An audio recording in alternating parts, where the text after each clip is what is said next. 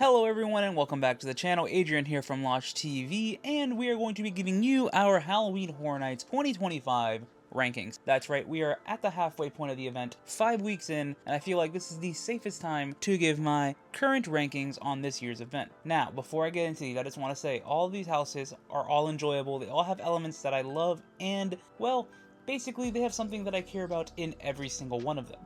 The only thing I will say is that there's some of these houses that truly stand out more to me than others. There's some that I find myself consistently going through, and there's some that I find myself consistently skipping. However, nonetheless, I'm excited to get into this and show you guys my opinions on all 10 of these haunted houses, and see if you guys have a similar take as well.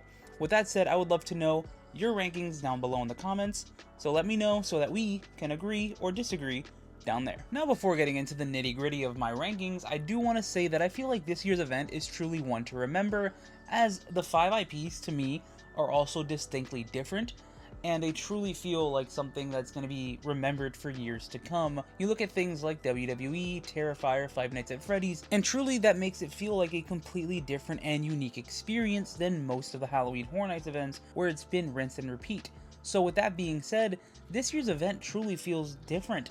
We have our 10 houses, we have 4 scare zones, 2 street experiences, and the 2 shows, which is something that we haven't had at HHN in quite some time. So it feels nice to know that we have a complete event, truly with a character that's essentially an icon in Art the Clown. This year's event will definitely be one to remember, and one that a lot of people will be talking about for years to come, in which I could potentially see multiple things being carried on from this year to continue on, like more additions to the HHN bar, maybe more roaming characters like the HHN icons, and maybe even more shows, who knows. But all in all, this year's event to me has been one of the best events, not just in terms of quality of the event, but overall event altogether.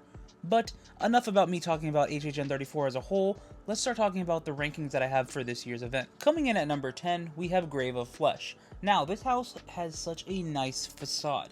I will say this, when I walked up, I thought it was going to be another Graveyard Games, and I was very excited. I also thought about this prior to the event as well. I thought this was going to be some amazing spectacle. However, the deeper I got into this house, the more I found myself lost, as the story is very difficult to follow, and it just wasn't for me. Like I said at the beginning, this house was beautiful at the beginning. The facade was great. Walking into the cemetery, that next room, looking up and seeing yourself in a grave, very cool. However, going into the rest of the house, it kind of just felt like a repetitive thing. Felt kind of unlike Halloween Horror Nights to me.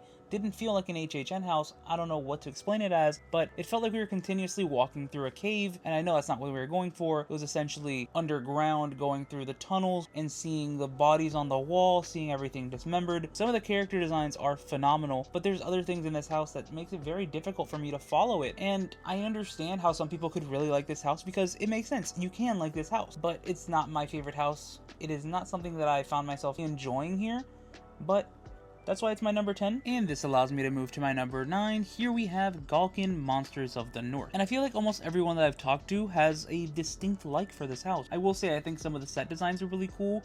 I will say that I prefer this more than the houses in this exact location the year prior, but to me, Galkin just kind of feels okay. Feels like another house at the event. And like I said, some of the set design is very nice, but to me this feels very much like Blood Moon, and if you guys know me, I was not a fan of Blood Moon. I can honestly say I'm not a fan of cult-like houses, and I know this isn't completely a cult-like house, but there's just aspects of the house that I feel like aren't for me. There's some cool things in here that I think are amazing. Like, I love the giant Wicker Man, Burning Man thing. That's awesome. I love the beast puppet at the end. The finale room of this house, amazing. I think the characters' names in there are Heartburn. They're amazing. You're inside the belly of the beast, and those characters go ham.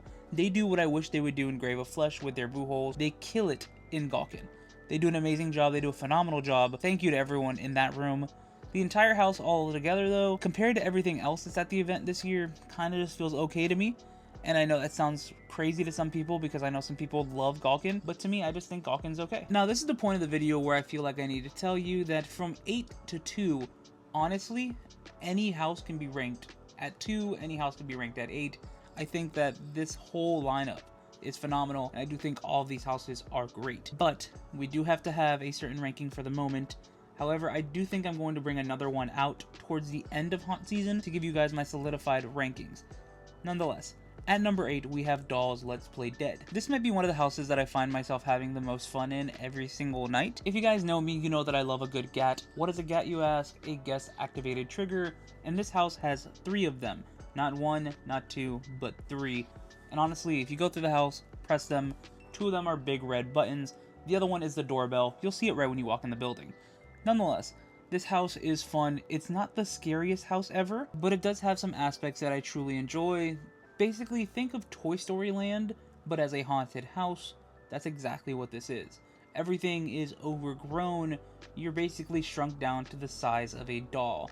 It is awesome. It is so cool. And some of the visual things are really cool, like walking under Lila's bed, seeing a giant rat, or even getting blasted by a character that says, "Escape is futile, soldier." Kaboom. It's so cool. I mean, this house is quotable. It's fun. It's something that I truly enjoy, and truthfully, if I get a really good walkthrough of this, like I said earlier, this can move up so much on my rankings. But for the moment, this is my number 8, and that's mostly due to the fact that I haven't had a great walkthrough of this house, but I can see the potential of there being an amazing walkthrough and this being a great house. But hey, let's move to my number 7, and at number 7, we have Fallout. Now, if I was giving an award for most improved from opening weekend to now, it would 100% go to Fallout. If you would have asked me week 1 how I felt about Fallout, I would tell you it was my number 9. It was not my favorite house. There's a lot of details that I thought were really cool, however, there were aspects in here that felt empty and felt bland. They have gone and made this house better, little improvements like adding scare actors, improving scare locations, changing voice triggers, all of that has made this house 10 times better, and truthfully I can only see this house getting better and better, improving with every single walkthrough. And as a somewhat fan of the show that's never played the games, I feel like this is a very good depiction of the property. Nonetheless, I do feel like this house can improve and will improve before the end of the event, so I'm excited to see the evolution of this house as it's already evolved so much since opening weekend, and I just need to say a huge thank you to everyone that's worked in this house. Every single person in Vault 32 or 33, you guys did amazing. Thank you so much. Keep being great. Don't let the negativity get to you guys, as you guys are killing it night in and night out. Keep doing great things, trust me. Let's now move to my number 6, and that is Terrifier. Now, this house is a very fun house, and my friend Dan loves to say that it's classic Halloween Horror Nights, and I see that. It feels like a traditional HHN house. And honestly, it is the only way that they could have done Terrifier, Art the Clown, without pushing the limits, if you get what I'm saying. There's a lot of things in here that I think a lot of people were expecting to see, like the getting cut in half scene, the bleach scene, the clown cafe. All of that is done in an aspect of a way that can be done properly by a haunt event without being too dark and grim for the younger audiences. Now, I know Halloween Horror Nights isn't for the younger audiences, but with an event like this, you never know who's going to attend and who it will offend. So with that being said, I feel like the depiction of Art the Clown in this house is fantastic. Every single art has their own personality, and they're in an open space, so they can kind of interact with the guests at their own will. Every single time I walk past an art, they're smiling, giggling, laughing, or giving me a deadpan stare, which is amazing. It's a feeling that I hardly ever get in an HHN house, so it's nice to know that these characters kind of have a little bit of freedom, a little bit of leeway when it comes to an intellectual property, which is very, very rare. So with that said, I feel like this house is very good, and it will continue to improve every single time I go through it. Nonetheless, I can't go through this house and not dance to Clown Cafe. That's just a me thing. And it's cool because whenever I dance through this house, the art that is inside of the Clown Cafe will dance back with us. So it's just fun. It's a vibe. This house is New Vibe City. It is great. We now step into the top 5, and at number 5, I have El Artista, A Spanish Haunting. This is probably one of the most beautiful houses that Halloween Horror Nights has ever made, and I'm not saying that lightly. From La Casa Creación to every little detail in here, all the ghosts, all the different scares, everything, it's beautiful, it's gorgeous. However, I feel like this house is similar to Dead Man's Pier in aspects where it wasn't the scariest house, it wasn't the best house at the event, but it's really good. And now, like I said with every other house from 8 to 2, this house can very much easily be my number 2, but I have not had an amazing walkthrough of it yet.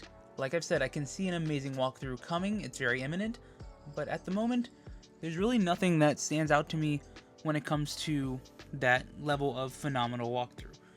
But this house, from start to finish, seeing that entire storyline go out of Sergio Navarro, seeing him get darker and darker throughout the entire thing, wow, it's great. I really hope this isn't the end of us seeing Navarro. I want to see Sergio more often. Maybe in the future, bring him back as a icon. He's not really an icon, but he technically is the icon of this year's event, but who knows, it's a weird little setup. And now moving to my number 4, we have Five Nights at Freddy's. Now this house is something that I was super excited for forever, something I've always wanted to see at HHN, and truthfully, it lived up to the hype for me. Being able to walk through Fazbear's Pizza and see these characters for the first time with my own eyes was something that I'll never forget. Now, I know people are saying that this house lacks repeat value, but I think it's perfectly fine. I think it's amazing. Being able to walk into, like I said, Fazbear's Pizza, see the animatronics on the stage, see all these characters on display, wow. It's something I never thought I'd be able to see at HHN, and well, we're seeing it now. This house to me has the same feeling that I had about Ghostbusters 2019, where they did an amazing job bringing this source material to life, but it does feel like a dark ride, not so much a haunted house.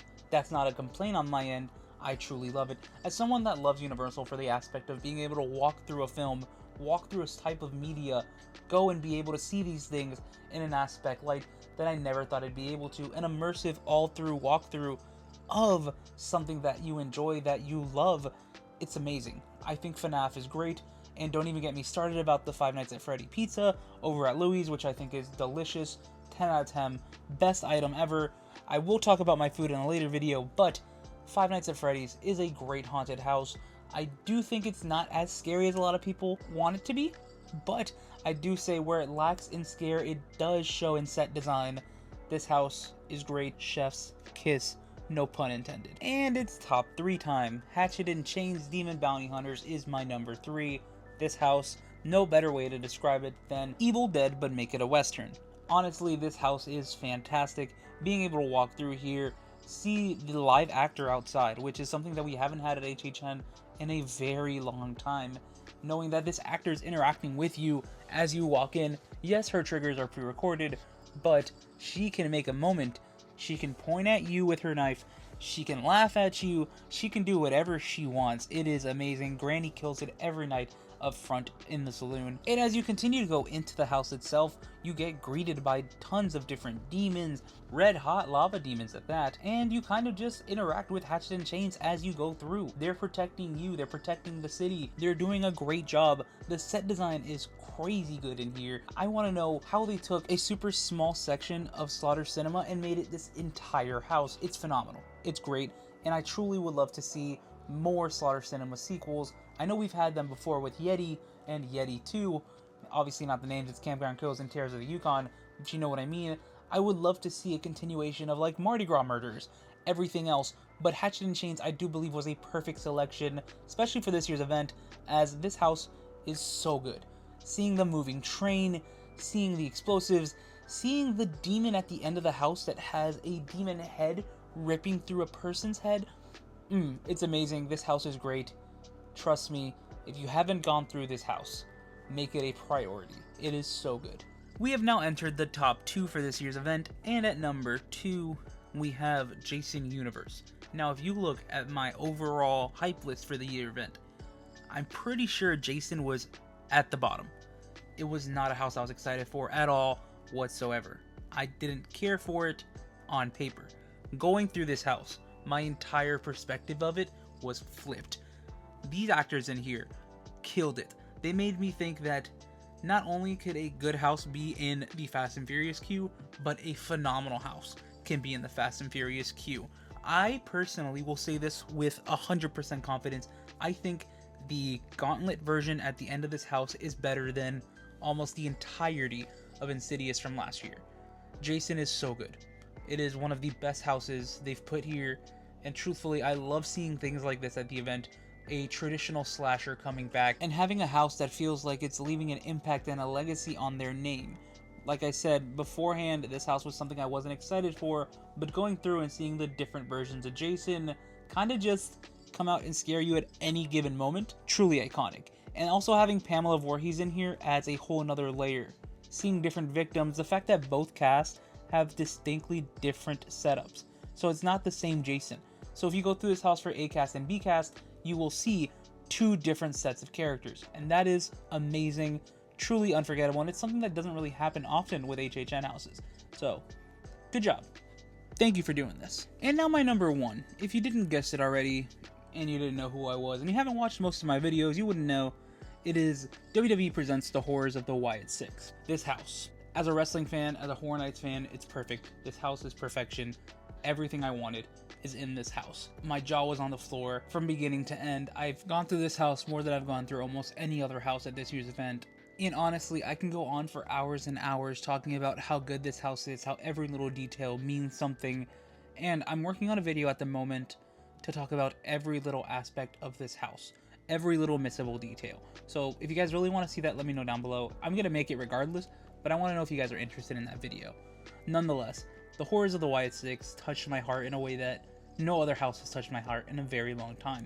It brought together 2 of my niches. It brought together wrestling and Horror Nights, and honestly, it did it in a perfect way. I was really worried from an outsider's perspective, thinking that this house wouldn't be great, but I'm glad to say that I was wrong. It was my number 1 on my hype list, and it's number 1 in my heart. Truthfully, this house is perfect, and I'm happy that it's not just wrestling fans that are enjoying this house. It's almost everyone I've spoken with, except for a select few of people. But nonetheless, I love this house. It's perfect. It's everything I've ever wanted in a Horror Nights house, blended with a wrestling fan. It's amazing. I love the Easter eggs. I love the callbacks. I love the original characters in this house as well. All of those things blended together to create some amazing masterpiece when it comes to HHN. Truly, I didn't think that The Horrors of the Wyatt Six was going to be as good as I expected it to be. I thought it was just going to be okay. But truthfully, going through this house and seeing how good it was made me happy, made me excited to see what else they can create in the near future. This house is perfection, and I want to thank every single person that worked on it, whether it's Mike Aiello, Ramon, Rob Free, anyone, even the members of the Wyatt Six themselves, every single person that had a part of this house. Thank you. You guys are amazing, and I will never shut up about this house at all. And with all that being said, that is my HHN 34 rankings at the moment. Granted, things can change from here to the end of the event, but this is exactly how I feel right now. I would love to know your guys' list. Let me know down below. Even if you didn't go through everything, I would love to know what was some of your favorite houses, least favorite houses, favorite aspects of the event altogether. Let me know. Subscribe if you guys already haven't done so, and stay excellent, my dudes.